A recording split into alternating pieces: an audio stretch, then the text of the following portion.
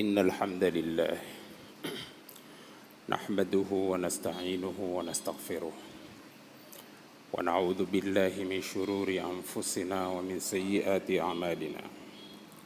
من يهده الله فهو المهتدي ومن يضلل فلن تجد له وليا مرشدا.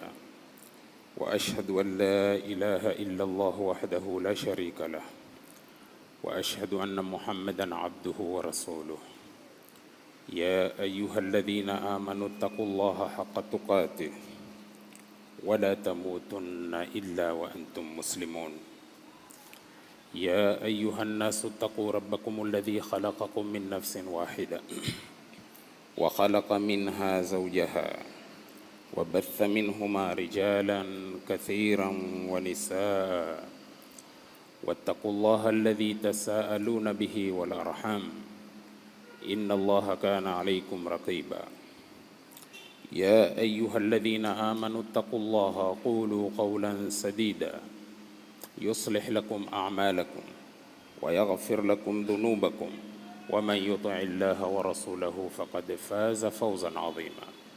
فإن خير الحديث كتاب الله وخير الهدي هدي محمد صلى الله عليه وسلم وشر الأمور محدثاتها وكل محدثة بدعة وكل بدعة ضلالة وكل ضلالة في النار.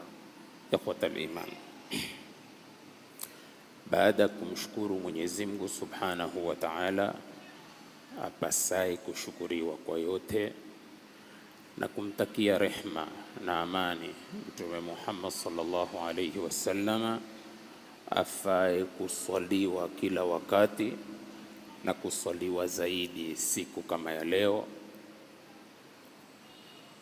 Khutba yetu ya leo ya tarehe 13 ya mwezi wa 7 Rajab 1447 kwa takwimu ya Hijria, sawia na tarehe 2 mwezi wa kwanza 2026 miladia, tukiwa kwenye Ijumaa ya kwanza wa mwaka tulionao.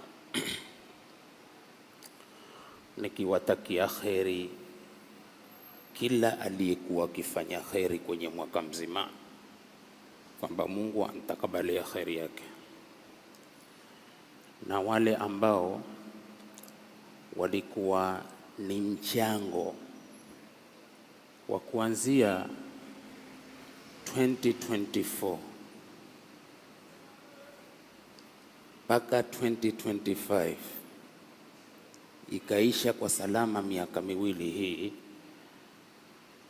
na wana nguvu zao wanazozitia kwenye msikiti huu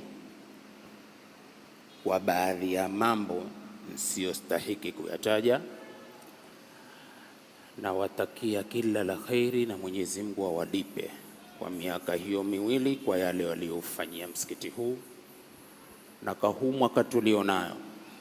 Na wahimiza mtenda kheri huendelea, japokuwa kwa kitu kichache, yaweze ikawa ni pepo yenu. Na Mwenyezi Mungu Subhanahu wa Ta'ala namuomba atupe nguvu zaidi katika kuhatimisha siku chache tulizobakisha kwenye dunia hii, tuhatimishe kwa wema na hatima njema, ili tukichengeza kwa siku chache tulizobakisha kwa mujibu wa maandiko, yatachengea na yote yaliyopita. Lakini tukiharibu siku chache tulichobakisha, tutaharibikiwa na kumalizika muda wetu na tuharibu yaliyopita. Ikhwatal iman, namutu wa ayyamuna tadhhabu, sisi tunakufa na masiku yanatembea. Wanalabu walmautu la yalabu, na tunacheza na mauti hayana mchezo. Khutba yetu ya leo ni mtu wa 5 katika watu 7 watakaostahiki kivuli cha arshi ya Mungu siku ambao hakuna kivuli isipokuwa kivuli hiko. Intabi, ni mtu gani huu? Ni warajulun, mwanamume, da'athu mra'atun, aloitwa na mwanamke. Intabihi, dhatu mansibin wa jamalin, alokuwa na cheo na jamala, vitu viwili. Faqala, huyu aloitwa na mwanamke mwenye cheo na jamala, muitikio wake ukawa ni huu. Faqala, akasema, inni akhafu Allah, mimi namhofu Mungu. Si kwamba hakuitikia, aliitikia, lakini kuitikia kwake aliitikia kwa kumwambia inni akhafu Allah. Sikia vizuri, kwenye kipande hiki cha hadithi ya watu 7 kwenye mtu wa 5 ametajwa mwanamume, akatajwa mwanamke, mwanamke kikatajwa na cheo chake, mwenye cheo tena hakikutajwa cheo fulani. Sikiliza maneno ya Mtume. Mtume husema kitu kidogo, lakini kikawa na upana na ukundufu wa maana. Mwanamke mwenye cheo, hakusema cheo fulani. Kwa hiyo ina maana cheo chochote, cheo chochote cha kumfanya mwenye cheo ajulikane ni mtu mwingine kwa kile cheo chochote. Manake dhatu mansibin, kisha wa jamali na jamala. Sasa hapa pana mwanamume, mwanamke, kikatajwa cheo, pana na hofu, vitu vitatu kwenye hichi kipande. Hadithi hii yatupa maana. Mbona hakusema wa rajulun da'ahu rajulun? Limadha lam yakul lilmustafa hakadha?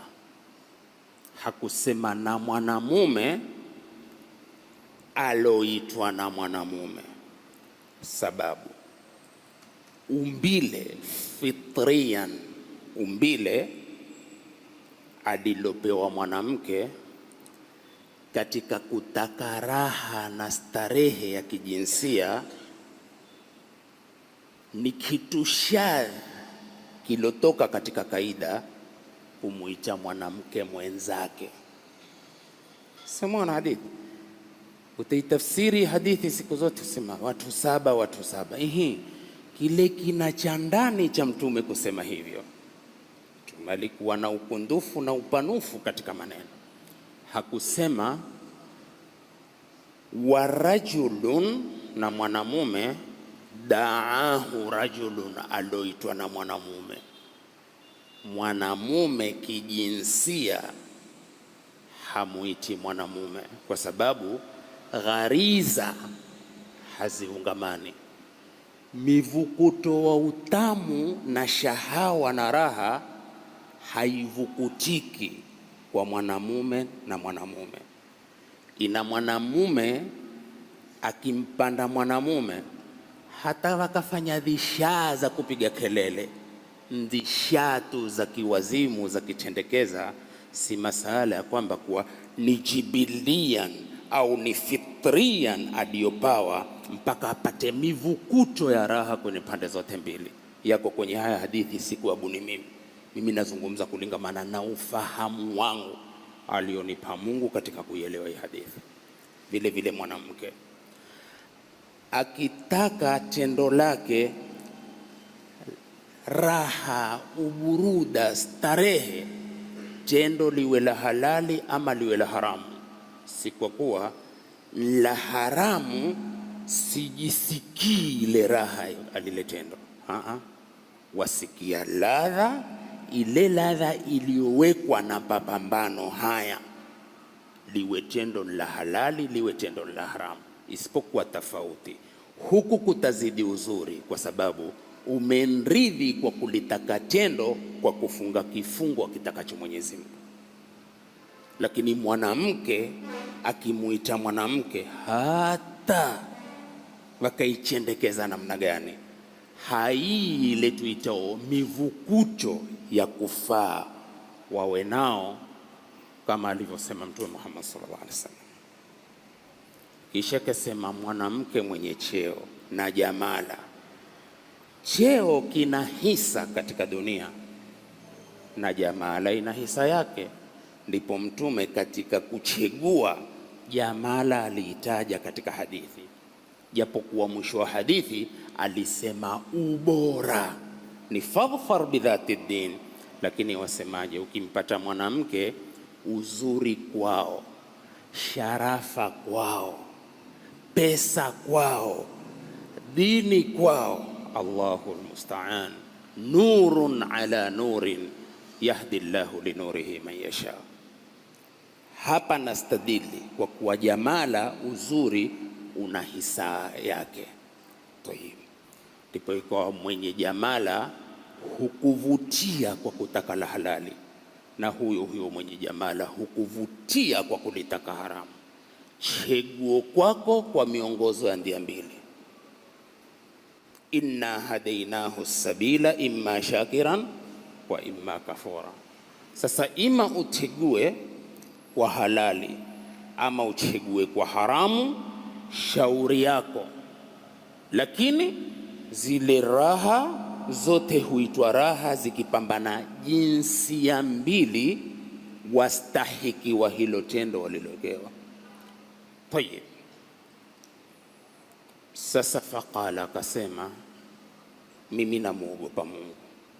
Hapa hofu ikawa ni mane ni kizuizi cha kumfanya huyo aloitwa kwa hili tendo asiende kuitikia, kwa sababu hofu zilimzuia asilitende. Tena angalia hapa, ameitwa ambao mazoea yetu sisi ndio huicha. Sikilizeni sana maneno Mtume, sisi huicha. Waweza ukanchongoza mrembo mwaka nyaka miwili mpaka ukalia, kila ninapojaribu, kwa nini, na kasoro gani? Lakini angalia, subhanallah, yeye ndiye alokuita wewe. Mwenye kuitwa huwa ushaupata urahisi kabisa, kwa sababu yule atusumbuae kwa sisi kumtaka yeye mwenyewe ametaka. Na hapa waweza kutofautisha kati ya vema waliotangulia na sisi tulivyo.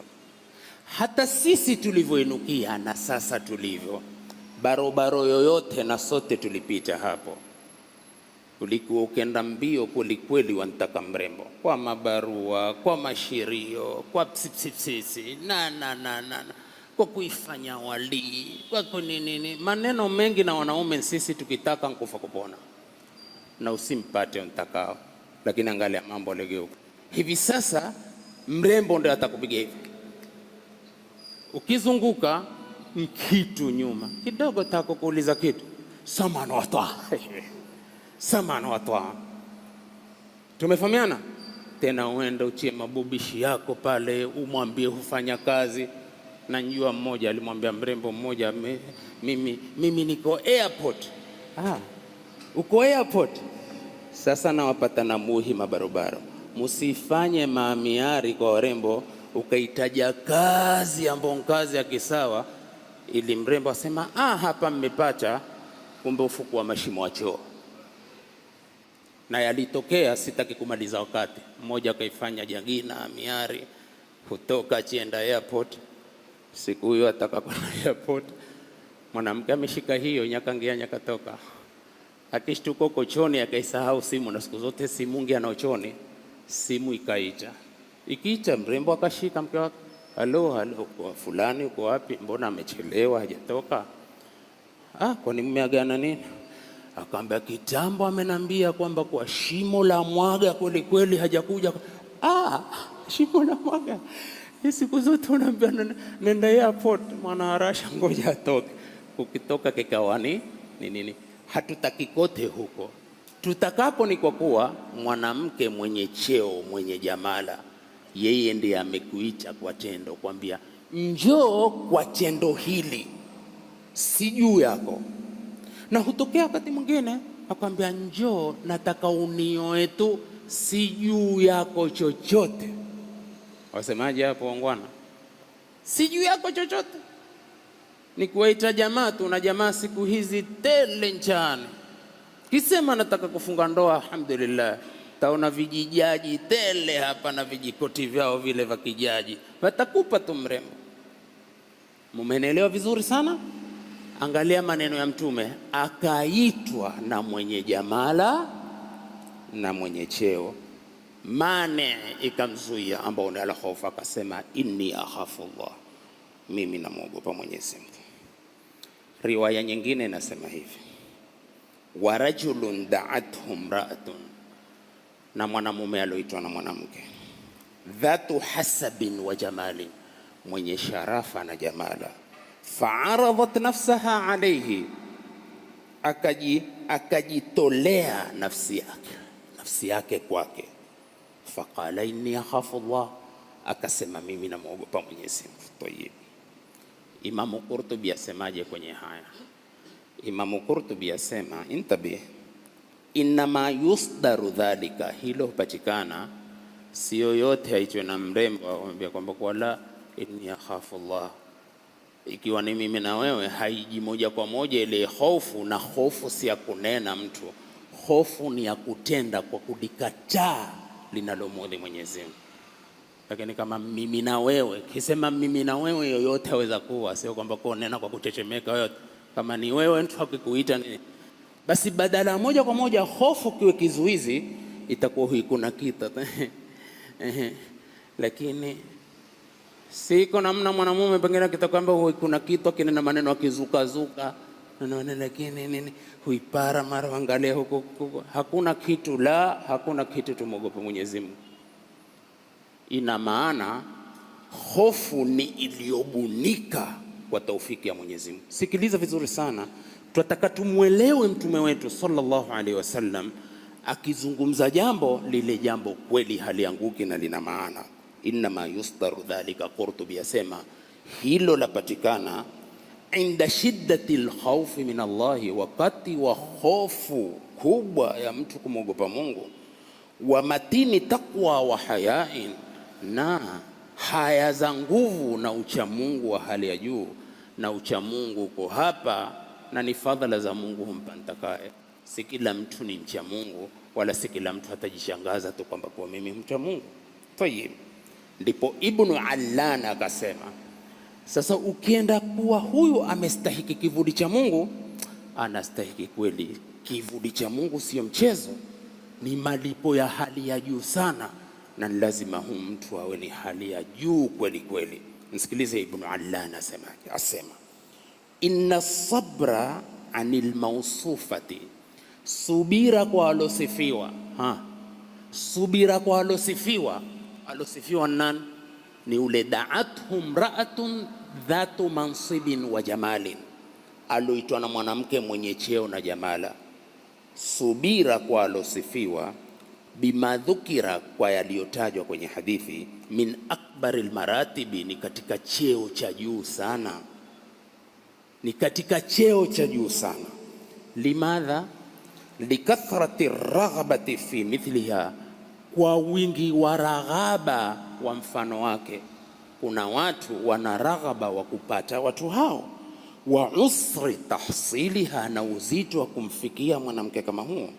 La siyama, hususan, wakad aghnat, hakika amejitosha, an mashaki tahassuli, na tabu ya kupatikana, ilaiha, kupatikana kuendewa huyo mwanamke, tena kupatikana bimurawadatin, kwa kuchongoza mwenyewe, wanahuihana mfano wake.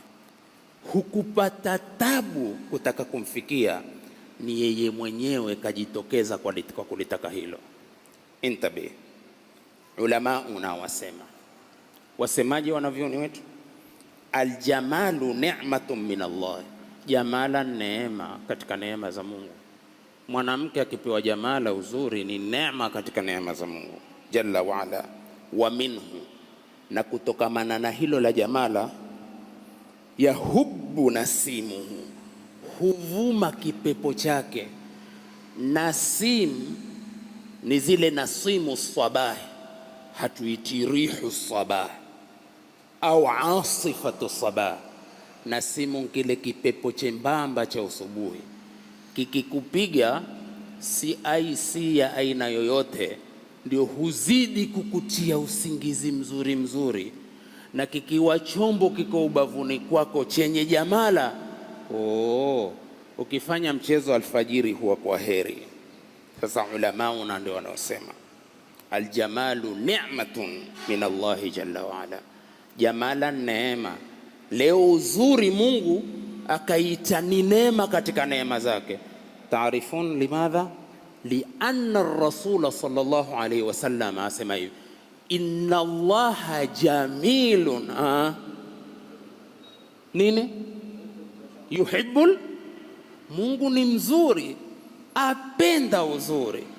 Uzuri katika neema ya Mungu aipendao, na mrembo akiwa mzuri akumbuke kwa kuwa katika neema za Mungu. Pengine ilikuwa hata mimi nilikuwa sifahamu hiyo. Ala, urembo uzuri ni neema. Naam, ni neema, na neema yafaa kushukuriwa.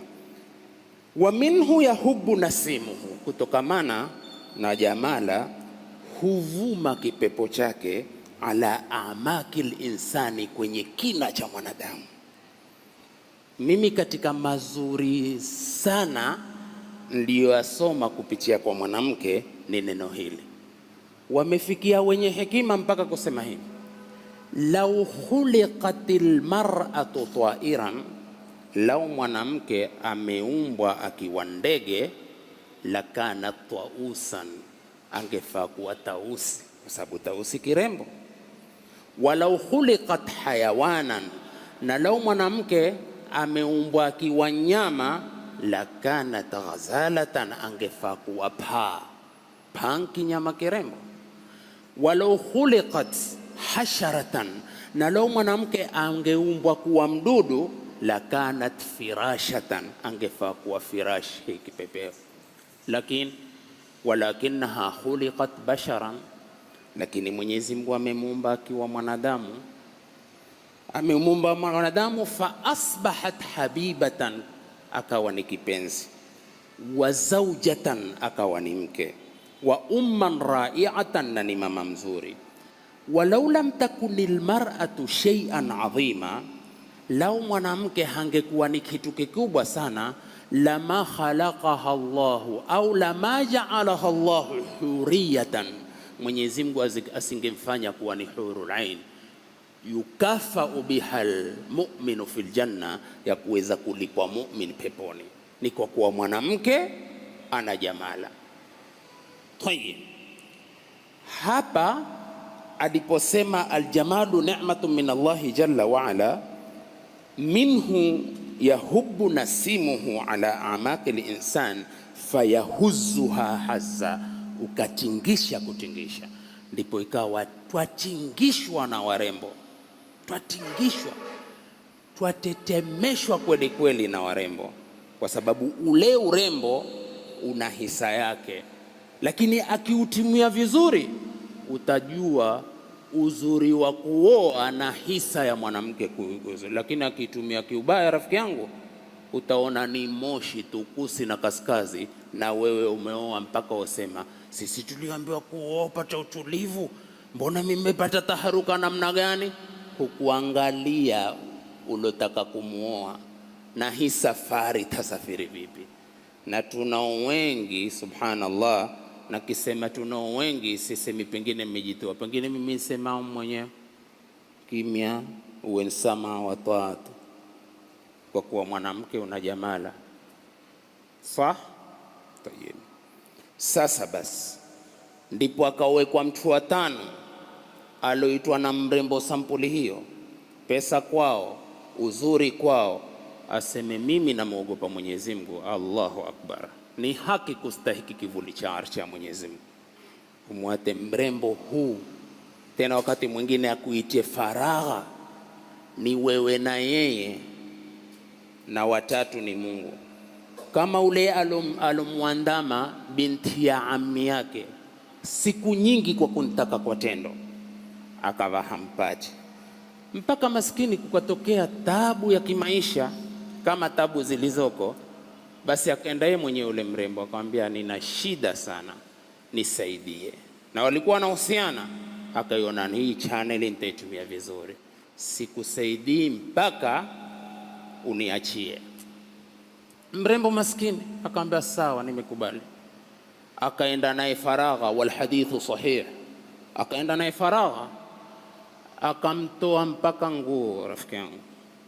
Ikawa hakuna lililobaki kulingamana na matini ya hadithi isipokuwa ni kumuingilia tu. Sasa angalia, kizuizi cha hofu kikawa cha mgonga huyu mwanamume, lakini kwa hofu iliyonyoshwa na mrembo kwenye faragha. Akaambia ittaqillah, muogope Mungu na usiuondoshe wanawali wangu bila haki yake. Sasa pale kutajua jina la Mungu likawa zito kwake, akaruka na akamwacha liajili Allah asimfanye, na akamwambia nilichokupa tukuwa fillahi wa ala Allahi wa billahi. Tumeelewana vizuri? Kizuizi cha ucha Mungu ni taufiki ya Mwenyezi Mungu, sio hodara Mwenyezi Mungu.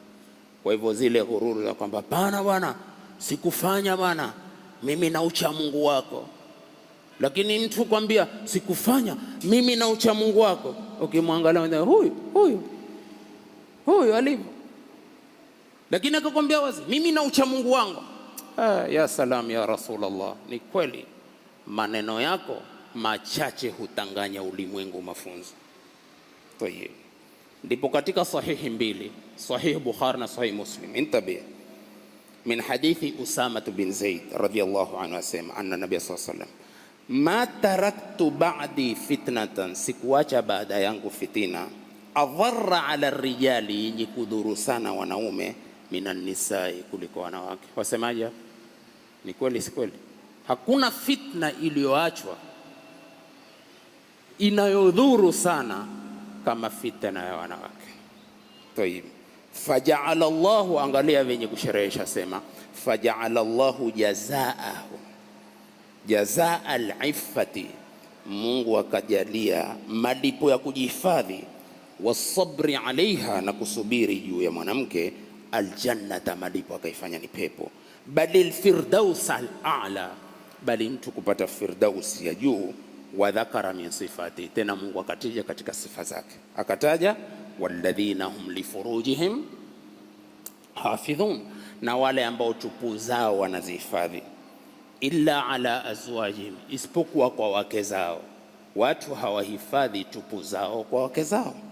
Ina maana tupu yako kwa mke wako huiacha wazi wakati wa shughuli, na si mageni hayo, lakini utafsiri tu iliyoweke. Maanake kuna wengine hata wakiambiwa tu ni hivyo wako kamwe katika dunia hii. Hayati tupu wazi isipokuwa kwa mke wako, au ma malakat aymanum, au wale walomilikiwa na mikono yao ya kulia. Walomilikiwa ni wale warembo waliopatikana vitani, walopatikana kwenye jihadi ya uhakika, si jihadi ya kubahatisha ya ukora na uhuni, jihadi inayoitwa jihad. Basi kukipatikana warembo, commander in chief hapo ambaye ni Mtume Muhammad sallallahu alaihi wasallam aweza kukupa fungu lako, tukua watatu hawa, na raha yake ni kwa kuwa hakuna akdun nikahi, hakuna halua, hakuna chochote. Ni ukijihisi tu leo nataka kukuingilia, unaenda naye faragha, unamuingilia, alhamdulillah. Ndiyo maadili ya dini yetu. Lakini na watahadharisha kitu kimoja, si vijirembo rembo hivyo mnavyowaita siku ya Ijumaa kuwafulia, mara hapo zikakupanda kwamba Mungu amesema katika Qur'ani wa ma malakat aymanu, wanaikufulia hata hajua ma malakat aymanu. Usichumalizie wanawake wawacho ambao hutefuta kibarua ukasema pia ni mtumishi wangu. Si mtumishi wako. Mtumishi wako nenda kapigane, tena upigane kilillahi, tena kama shujaa, ndio tabahatika upate ndembo umuingilie bila nikaha yote. Tumeelewana sana? Lolote ambalo ni la dini usilifanye lepesi, lingawa na malipo makubwa kwenye hilo jambo, lakini sisi watu wa kubahatisha. Angalia, huyu ni makubwa haya, amewekewa kupata kivuli cha arshi ya Mwenyezi Mungu. Hebu tumalize. Fa innahum ghairu malumin, mtu mke wake, wama malakat aymanuhum, hana lawama katika kufanya hivyo. Ayuha al-ikhwa, aslu kulli khairin fi dunya wal akhirah al-khawfu min Allah. Msingi wa kila khairi duniani na akhera ni mtu kuwa na hofu na Allah. Suala, tuna hofu sisi leo na Allah? Kama tuna hofu na Allah hatungenyang'anyana. Kama tuna hofu na Allah hatungedhulumiana. Kama tuna hofu na hatungechefuana. Kama tuna hofu na Allah tusingetangaziana maovu, na uhakika wa mwenzako kufanya ovu huna. Hatuwezi kukwepa maandiko kwa sababu wa kutaka urafiki na mtu. Swala nalirudia, je, leo sisi tuna hofu na Allah ama twajifanya tuna hofu na Allah, wala hatuna hofu zozote za Allah? Tayyib, Ibrahim ibn Shiban asemaje? Namnukuu yule atakayefinikwa na kivuli ambaye ni mtu wa tano, asema hivi: idha sakana alkhawfu alqalba, hofu ikitulia kwenye moyo, hofu ikitulia kwenye moyo, ahraka mawadhi'a ash-shahawati minhu, huchoma sehemu zote na vivutio na shahawa, wa tarada ad-dunya anhu, na hofu huikimbiza dunia kupitia kwake. Sasa una hofu ya kihakika, zile sehemu zote za matamanio huchomeka kwa sababu ya hofu. Lakini mbona mtu toka msikitini kipindi cha Isha ashamaliza vipindi vitano na ameswali swala alfajiri bora kuliko swala zote, akitoka pale aruke barabara kwa kuchongoza? Ni kwa kuwa si hofu. Tuko pamoja jamani? Sishereheshi kwa ninalolijua mimi, tabia yangu ya kuwa hapa Tangala basi afadhalatan nene hivi, pengine watu watapana kutoka msikitini baada ya Isha ushakamilisha vipindi vitano, mara ukasimama na mrembo pale, sinke wako si lolote tena, ukawa wanchongoza, umekosa cha kumuhonga, ukasimama kwambia tukua njugu utakaza. Unga njugu, chukua tu njugu utakaza, tukua njugu utakaza, na umemaliza vipindi vingapi? Umeeleza. Kwa hivyo hofu si kitu tu cha mtu kusema. Angalia hapa maneno, mtalitafsiri tena ibara, sikiliza vizuri, mtanikumbuka kwa dua nitakapokwenda kaburini akipenda Mungu. Mimi najua kuna watu watanikumbuka, japo kwa kuna watu watapiga sondo na kupiga ndurenge, yote hao huwa, lakini najua kuna watu walilahi watakumbuka, na nataka nikumbukwe na khairi. Ikiwa pahala nina ukweli sikufichi, nikufichie nini? Nani nikufichie ukweli? Nitafute bala kwa Mungu? Rudia ibara, pulika. Asemaje Ibrahim ibn Shiban? Idha sakana alkhawfu alqalba, hofu zikitulia kwenye moyo, ahraka mawadhi'a ash-shahawati minhu, huchoma sehemu zote za shahwa, wa tarada ad-dunya minhu, ikafukuza na dunia. Mbona tumeipiga kama dunia kweli? Ni kwa kuwa hofu hazijachoma uchafu ulioko ndani ya nyoyo zetu. Safi hapo jamani, tumalizeni. Abul Hasan al-Dhariri na yasema hivi: alamatu saadati, alama ya saada, alama ya furaha ya dunia na akhera, khawfu shaqawata, ni mtu kuogopa uovu na uovu anaofanya. Sitaki kunena mengi, tumepigiwa simu nyingi, tumeandikiwa message mengi ya kutukashifu na kututukana, lakini hatujibu kitu. Sisi tutajibu elimu tu. Mumezidi, mwatukana ndugu zetu wa Kristo. Wakristo ndugu zako wewe, mfumo tena. Angalia mtu Muislamu mwenyewe kwambia mwatukana mashekhe, watukana ndugu zetu wa Kristo. My friend, ni ndugu yako wewe. Tukiusukuma undugu tuweza kusema ndugu zetu kwa kuwa sote mwa Kenya, lakini si undugu wa kiakida na undugu wa kidini. Na kama mwataka kujua ya kwamba hakuna hofu ya kuondosha uovu, ni juzi tu katika kupokea mwaka. Hii ni alama wazi ya kuwa kitu kinachoitwa hofu katika nyoyo zetu wengi Waislamu hamna. Shi'tum am lam tashau, mutake ama musitake. Maanake mtu akitajiwa kuhusu kupokea mwaka, kuhusu sherehe za Christmas, hutokwa na maneno kweli kweli, na maneno mara hii mengi yametoka kwa ndugu zetu Waislamu. Astaghfirullah. Narji ila dinina, turudi katika dini yetu na tuwe na hofu ya kihakika, kuta masala kujifanya fanya. Mwataka kujua hakuna hofu? Hakuna hofu katika nyoyo zetu kwenye wengi, ni kule kwenda kukesha Mama Ngina kule na State House kule. Ile ni dalili ya kwamba kuwa hakuna hofu. Na naweza kusema na naweza kurudiwa, mkitaka munirudi, mkipiga mahesabu, wako wanaonishinda kwa mahesabu.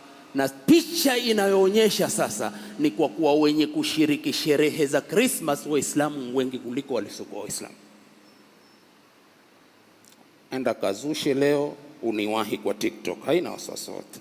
Hao nimeazoea from 1989, sijaiva tu.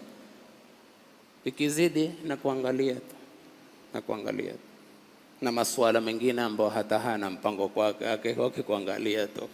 Nikijijua kwamba kwa baharia naweza kukujibu kibaharia, na kwambia nyaka 5 kwa ulifikiria lile jibu, lakini hukuangalia ili tumfuate Mtume nkuongoze. We bado huna hofu. Tumalize. Imamu al-Ghazali ndiye atumalizia. Sikiliza Imamu al-Ghazali. Tunayemtaka nani? Ni mwenye hofu ya kustahiki kivuli cha arshi kwenye mtu wa 5. Asema hivi na nukuu: al-khawfu khawfu huwa narul muhriqatu lishahawat, ni moto wa kuchoma shahawa. Fa inna fadilatahu, hakika fadhila zake hofu, biqadri ma yahriku min ashahawat, kwa kiasi inavyochoma kutokamana na shahawa. Mbona tuna shahawa namna hii sisi? Kwa kuwa hakuna kifaa cha hofu ya kuzichoma zile shahawa. Ya salam. Wa bikadri ma yakufu anil maasi, na kwa kiasi ya mtu kujizuia na maasiya. Wa yahuthu ala taati, na kuhimiza utiifu. Wa kaifa la yakunu alkhawfu dha fadila, vipi hofu isiwe na fadhila? Wa bihi, na kwa hiyo hofu Imam Ghazali asema tuhsalu al-iffatu wal-wara'u wat-taqwa, hupatikana mtu kujihifadhi na ucha Mungu. Wa hiya al-a'malu salihatu al-mahmuda, na ni amali mzuri zenye kuhimidiwa. Allati tuqarribu ila Allahi zulfa, ambao humkurubisha Mwenyezi Mungu, yani hukurubisha kwa wepesi kwa Mwenyezi Mungu. Mwisho al-Allama Ibn al-Qayyim atufungia khutba yetu kwa mtu wa 5 atakaostahiki kivuli cha Mwenyezi Mungu, siku ambao hakuna kivuli isipokuwa kivuli hiko. Sikiliza maneno. Mimi nasema hizi nukuu chache nilizozinukuu katika hotuba yetu ya leo yachuponda sote. Elewa sote dawa yetu, na nimeacha mengi kulingamana kwa nataka nubdha tu ya kulithibitisha hili la mtu wa 5. Asemaje Ibn al-Qayyim? Asema hivi: kullu ahadin, kila mmoja, ama kwa lugha nyingine yoyote, idha khiftahu harabta minhu, ukimuogopa humkimbia. Kila mmoja ukimuogopa utamkimbia. Illa Allah ta'ala, isipokuwa Allah aliyetukuka. Fa innaka, hakika yako wewe, idha khiftahu, unapomhofu Allah, harabta ilayhi, wankimbilia yeye. Wallahi jamaa, kuna kukimbia kwa kumfuatia, kuna kukimbia kwa kujiepusha. Sah, wewe wankimbia mtu unaomwogopa kwa kujiepusha naye, wankimbia kwa kumwepuka. Ishafahamika ni hakika. Kuna na kukimbia kwa kumfuata, tofauti iko hapa. Ukimwogopa mtu humkimbia kwa kumwepuka, lakini ukimwogopa Allah hukimbia kwa kumwelekea. Maneno mazito wanavioni. Tayib, fal khaifu, yoyote mwenye hofu, haribum min rabbihi ila rabbihi, yoyote mwenye hofu hukimbia kutoka kwa Mola wake akakimbia kwenda kwa Mola wake. Ndiye mwenye hofu. Maana mwenye hofu hukimbia kutoka kwa Mola wake kwa kuyaacha mambo ambayo kwa kufanya mambo ambayo Mungu hayamridhishi. Lakini hapo hapo kukimbia kutoka kwa Mola wake, lakini akakimbia kwenda kwa nani? Kwa Mola wake. Ndiyo Mtume Muhammad sallallahu rabbi wasalamu alayhi akasema, wa rajulun, na mwanamume, da'athum ra'atun, aloitwa alolinganiwa na mwanamke.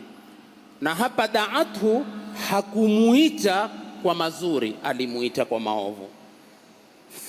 Dhatu mansibin wa jamalin, mwenye cheo na jamala. Faqala, lakini mwenye kuitwa akasema, inni akhafu Allah, mimi namuogopa Mwenyezi Mungu. Kwa hivyo hata mimi, hata wewe, mrembo yoyote wa watu akikuita njoo kwa kitendo kulingamana na wakati ulivyo, mwambie mimi namuogopa Mungu, kisha umpe na mawaidha kidogo, kisha umwepuke.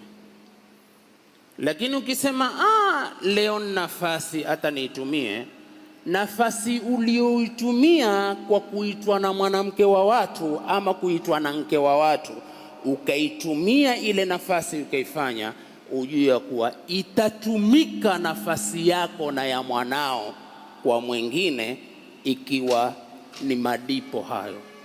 Kuna mwanachuoni mmoja nikifunga hotuba asema kuwa hakuna linalorudhiwa kwa wepesi kama dhuluma ya mtu kumdhulumu mwanamke wa mtu.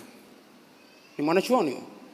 Ukimdhulumu mwanamke wa mtu utapatilizwa bi akrabi waktin. Usije ukapiga kelele ukawa wataka kuua sasa, na wewe umechezea wa watu. Ukichezea wa watu utachezewa wako. Ikiwa huna wako, hata sister yako atachezewa. Ikiwa huna sister yoyote katika ukoo na katika familia yako, lazima ataangushwa. Kwa sababu gani? Kwa sababu wewe ulikuwa ukiangusha wa watu. Kivipi? Ulikuwa huna hofu. Na haya ndio tulionao katika wakati wewe. Huni watano, hebu tunsubiri wa sita, naye atatupa mambo gani? Tunsubiri na wa saba, atatupa mambo gani? Sote twahusika. Kama sote twahusika, tujifanye tusihusike. Kama tumehusika, tumuombe Mungu toba, na Mungu atatusamehe. Na kwenye kusamehe, lakini ujue kwamba kisasi ni kitu kiko. Ukidhulumu utadhulumiwa, ukitukana utatukana, ukifanya lolote kinyume kumfanyia mwenzako hufi mpaka utafanyiwa. Fa'tabiru ya ulil absar. Nimewaahidi hivyo inshallah. Watu 7 nitawamaliza kwenye mimbari yetu hii. Mafhum? Na nimeitwa sehemu nyingi, lakini nimepiga break, sitaki kwenda popote sasa. Rajab, Shaban, manake una watu wa miezi mitatu wataka kufunga, hao wataka pia shati tueleze. Kuna watu wataka kupiga Shabani, kuna watu wataka kupiga Rajabu, Shabani, Ramadhani, saumu yao ya mifuko yao. Shati tuelezana, asichomoe kutoka kijongo kwa kufunga miezi mitatu na hakuna saumu hiyo hata kafara. Ukamwingilia mke wako tana wa Ramadhani, hukupia hukuambiwa piga miezi mitatu, waambiwa miezi miwili mfululizo. Aqulu qawli hadha wa astaghfirullah alazim li wa lakum wa lisairil muslimin wal muslimat fastaghfiruhu fa ya fawzal mustaghfirin wa najat at-taibin. Alhamdulillahi rabbil alamin. Mwenyezi Mungu atupe furaha fi dunya wal akhirah, na atupe hatima njema inshallah. Alhamdulillahi rabbil alamin. Alhamdulillahi alladhi ja'alana minal muslimin. Wassalatu wassalamu ala khairi khalqillahi ajma'in. Muhammadun alayhi salatu wassalam. Kunu ibadallahi ikhwana wa'tasimu bihablillahi jami'an wa la tafarraqu. واعلموا أن الله ينادي عباده المؤمنين فيقول يا أيها الذين آمنوا اتقوا الله حق تقاته ولا تموتن إلا وأنتم مسلمون. ويقول يا أيها الذين آمنوا اتقوا الله وقولوا قولا سديدا يصلح لكم أعمالكم ويغفر لكم ذنوبكم ومن يطع الله ورسوله فقد فاز فوزا عظيما. ويقول مخبرا وآمرا إن الله وملائكته يصلون على النبي يا أيها الذين آمنوا صلوا عليه وسلموا تسليما. اللهم صل على محمد وعلى آل محمد كما صليت على إبراهيم وعلى آل إبراهيم وبارك على محمد وعلى آل محمد كما باركت على إبراهيم وعلى آل إبراهيم إنك حميد مجيد. ربنا تقبل منا إنك أنت السميع العليم وتب علينا إنك أنت التواب الرحيم. ربنا ظلمنا أنفسنا وإن لم تغفر لنا وترحمنا لنكونن من الخاسرين. ربنا اغفر لنا ولإخواننا الذين سبقونا بالإيمان ولا تجعل في قلوبنا غلا للذين آمنوا ربنا إنك رؤوف رحيم.